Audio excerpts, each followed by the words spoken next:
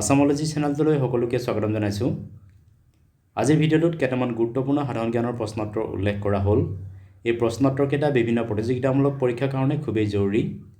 ভিডিঅ'টোৰ প্ৰথম প্ৰশ্নটো হৈছে ওনাম উৎসৱ কোনখন ৰাজ্যত পালন কৰা হয়? উত্তৰ কেৰালা ৰাজ্যত।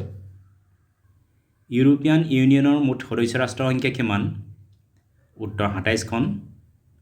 এই ২৭খন ৰাষ্ট্ৰ হৈছে Austria, Belgium, Bulgaria, Croatia, Republic of Cyprus, জেকিয়া, Denmark, Estonia, Finland, France, Germany, Greece, Hungary, Ireland, Italy, Latvia, Lithuania, Luxembourg, Malta, Netherlands, Poland, Portugal, Romania, Slovakia, Slovenia, Spain আৰু ছুইডেন।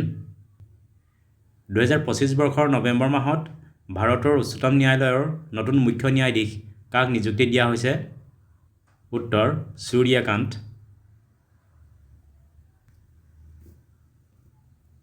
হলিউড মুভিৰ লগত জড়িত WBৰ সম্পূৰ্ণ অৰ্থ কি?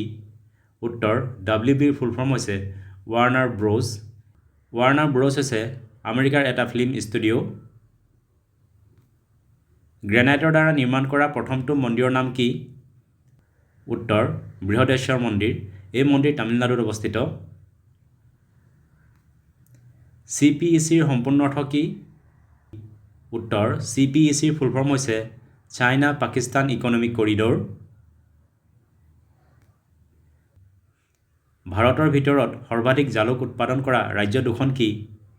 উত্তৰ কৰ্ণাটক আৰু কেৰালা ৰাজ্য। ভাৰতৰ সৰ্বোচ্চ আইন বিষয়া কোন? উত্তৰ attorney general of India.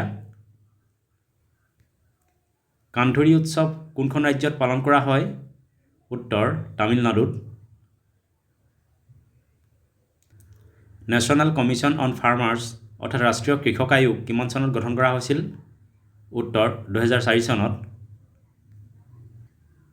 Major Dhyan Chand Khel Ratna বঁটা লাভ কৰা প্ৰথম ভাৰতীয় ফুটবল খেলুৱৈ কোন আছিল? উত্তৰ সুনীল ছেত্ৰী। সুনীল ছেত্ৰীক এই বঁটা ২০২১ বৰ্ষত প্ৰদান কৰা হৈছিল। তৃষ্ণা ৰাষ্ট্ৰীয় গেছ প্ৰকল্প কোনখন ৰাজ্যত আছে? উত্তৰ ত্ৰিপুৰা। আস্তানা কোনখন দেশৰ ৰাজধানী? উত্তৰ আস্তানা কাজাখাস্তানৰ ৰাজধানী। জাক্সা কোনখন দেশৰ স্পেচ এজেন্সিৰ নাম হয়? উত্তৰ জাপান। জাক্সাৰ ফুল ফৰ্ম হ'ল Japan aerospace exploration agency. Diphu দলঙে অৰুণাচল প্ৰদেশৰ কোন দুখন উপত্যকাক সংযোগ কৰিছে? উত্তৰ দিবাং উপত্যকা আৰু লোহিত উপত্যকাক। এইকেইটা আছিল কেইটামান গুৰুত্বপূৰ্ণ জিকে।